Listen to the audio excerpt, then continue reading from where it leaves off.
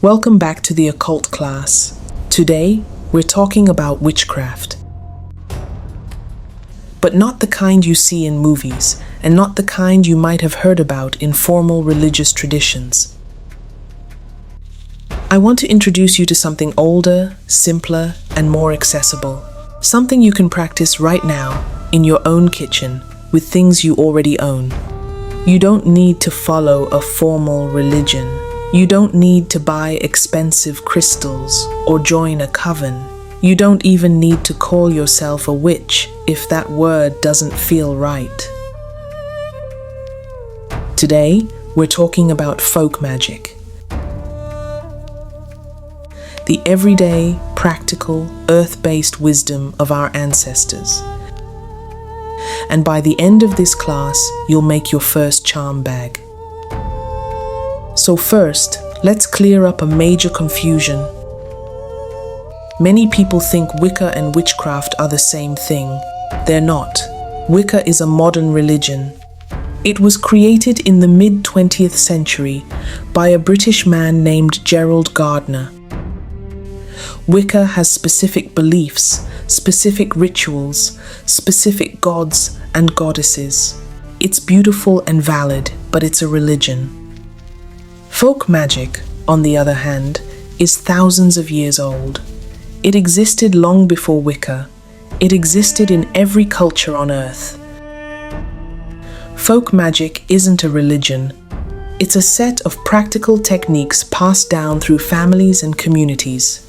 It's about getting results, protection, healing, prosperity, good luck, and it uses whatever is available. A kitchen herb, a stone from your yard, a coin from your pocket. Here's the difference in one sentence. Wicca asks you to believe in something. Folk magic asks you to do something. It's action-based, not faith-based. This is why so many people are searching for witchcraft without Wicca. They want the practice without the religion. They want to connect with nature and tradition without adopting a specific theology. And folk magic offers exactly that. Now, let's talk about how folk magic actually works in daily life. One of the most beautiful aspects of folk magic is what's called hearth magic, or kitchen witchcraft. This is magic centered in the home. The hearth was always the heart of the home. It provided warmth, food, and light. In many folk traditions, the hearth was considered sacred. Rituals were performed there for protection, blessing, and healing. You don't need a fireplace to practice hearth magic. Your kitchen is your modern hearth. The act of cooking can be magical, stirring a pot clockwise to bring positive energy into a dish, adding specific herbs for protection or love, sweeping your floor with intention to clear out negative energy. Even lighting a candle on your kitchen table can be a simple act of folk magic. It's about bringing awareness and intention into everyday tasks. This is what makes folk magic so accessible. You don't need special tools. You don't need to memorize complex rituals. You just need to pay attention to the rhythms of your home and the natural world around you. Which brings us to the next big search trend, the Wheel of the Year. If you've looked into witchcraft before, you've probably heard of the 8 Sabbats, the solstices, equinoxes, and the cross-quarter days like Samhain and Beltane. But here's something most videos don't tell you. The traditional Wheel of the Year was based on European climates, specifically the weather and growing seasons of the British Isles. If you live somewhere else, those dates might not match your actual environment. If you live in Australia, the seasons are reversed. If you live in a tropical climate, you might not have a harsh winter or a dramatic spring. So what do? You adapt. Look out your window. What's actually happening where you live? When do the first flowers bloom in your area?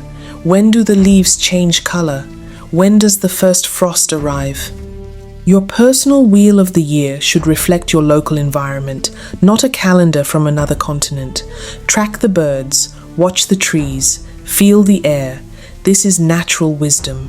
This is true folk magic. Now, let's get practical. I'm going to teach you how to make a simple charm bag. This is one of the oldest forms of folk magic.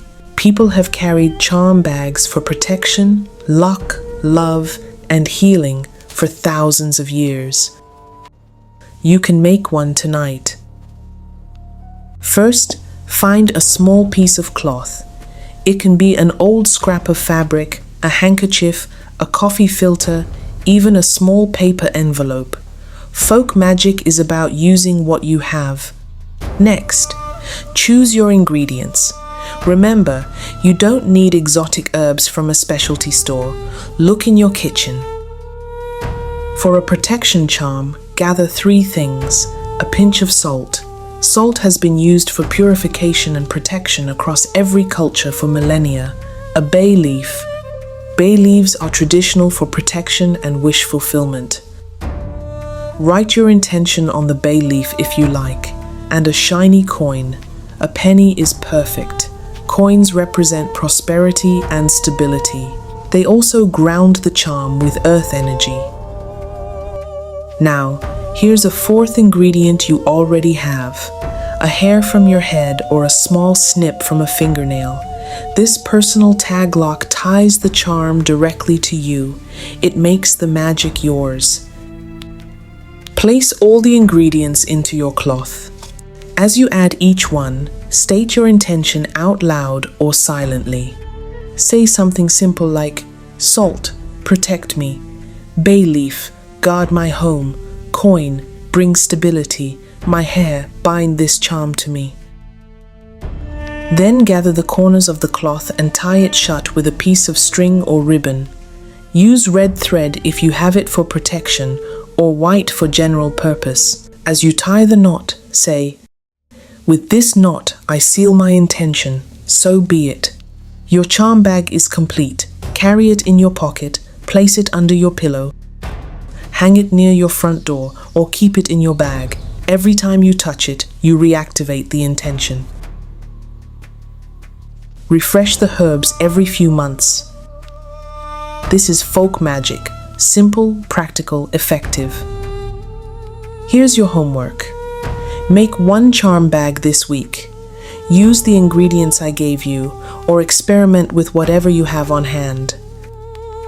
A clove of garlic for protection.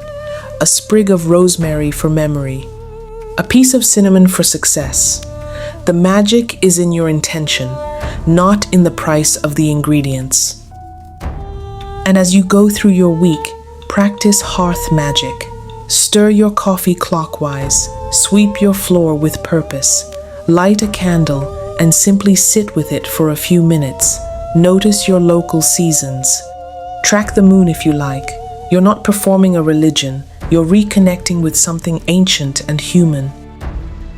The wisdom of folk magic is that the sacred has never been far away. It's in your kitchen, it's in your backyard, it's in your hands. Thanks for watching. Join us next time for another dive into the hidden. This is the Occult class. Stay curious, stay protected.